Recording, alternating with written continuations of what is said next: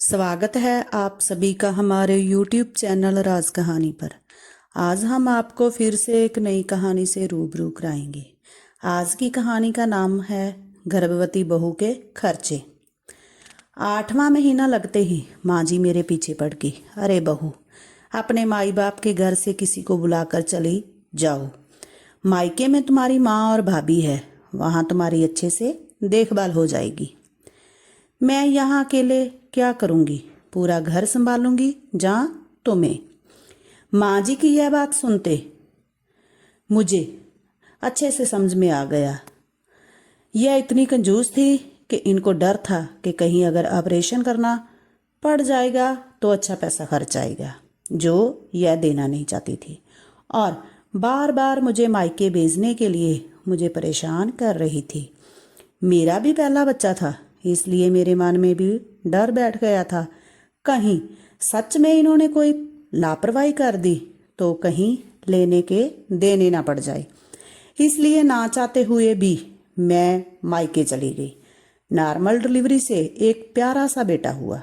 2 महीने मायके रहने के बाद मैं वापस ससुराल आ गई। ससुराल आते ही बस शुरू हो गया मेरा वही पुराना रूटीन। घर के काम, किचन के काम, दिन भर लगे रहो। बच्चे के लिए मुझे बिल्कुल भी टाइम नहीं मिलता था। पूरा दिन नौकरानी की तरह काम करती थी, बच्चे को भी संभालती थी। माँ जी से बच्चा भी नहीं संभाला जा रहा था। बच्चा होने के बाद औरत कितनी कमज़ोर हो जाती है, किसी को इससे मतलब ही नहीं था। मैंने खाना खाया या नहीं खाया, और ना ही कोई मेरे खाने का ध्यान रखता था। खुद खा लो तो ठीक है, सबको बस मेरे काम से मतलब था।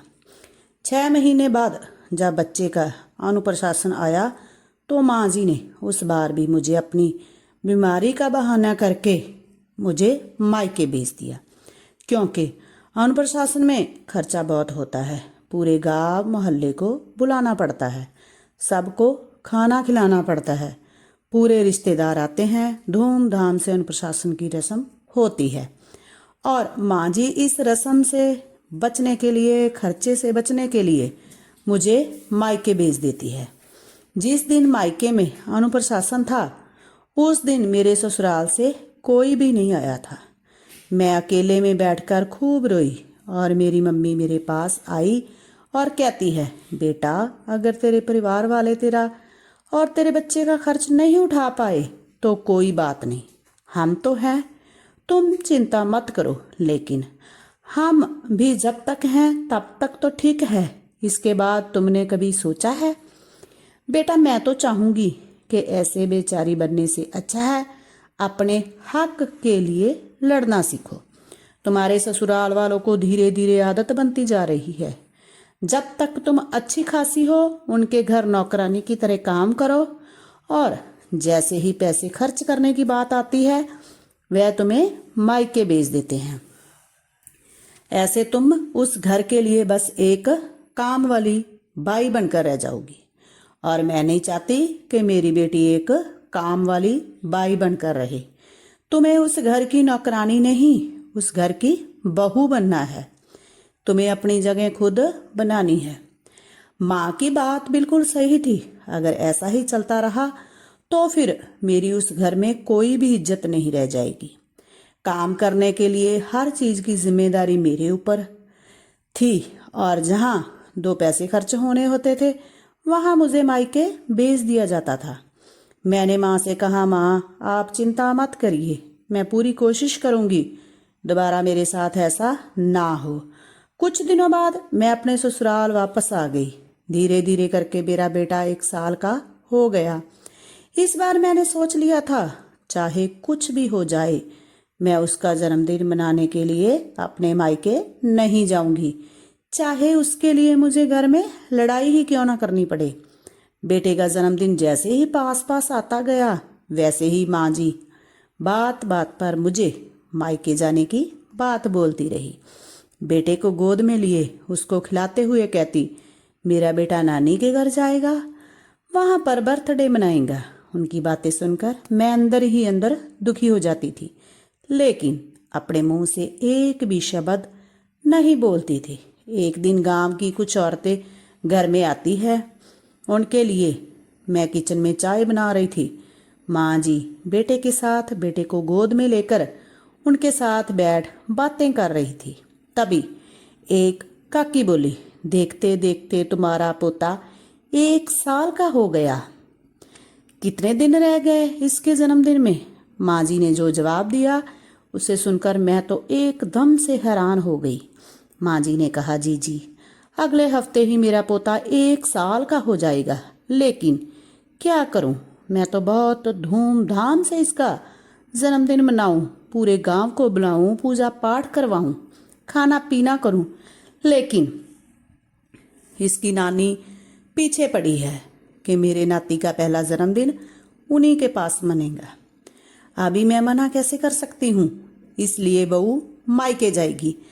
तब वह काकी बोली, तुम्हारी इच्छा है, पहले तो हक तुम्हारा बनता है, तुम मना कर दो कि भाई इस बार हम मना लेते हैं, अगली बार तुम मना लेना।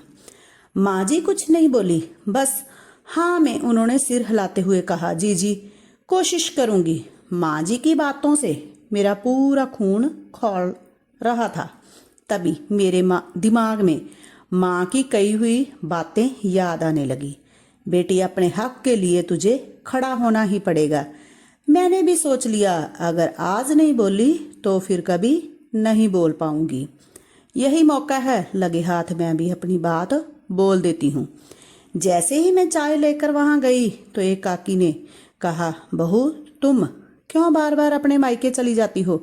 तुम्हारी सास का इतना मन है पोते की खुशी मनाने का, उसका जन्मदिन मनाने का, और तुम्हारी माँ की जिद के आगे वह बेचारी अपनी खुशी भी नहीं मना पाती।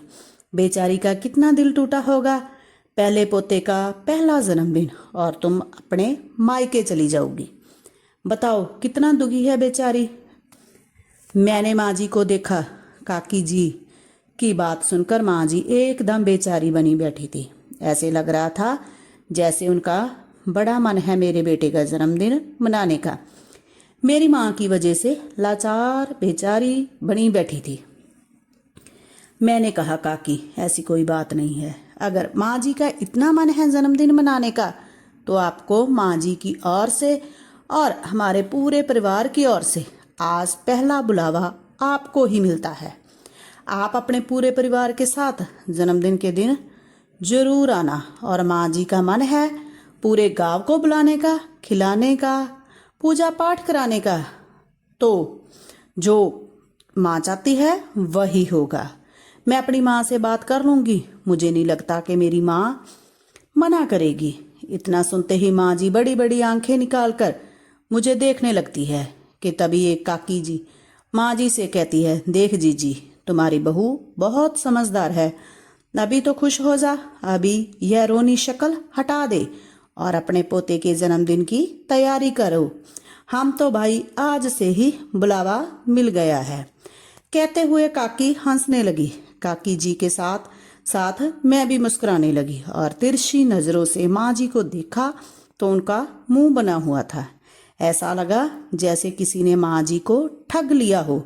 आज माँ जी ने अपने ही जाल में बुरी तरह से फंस गई थी।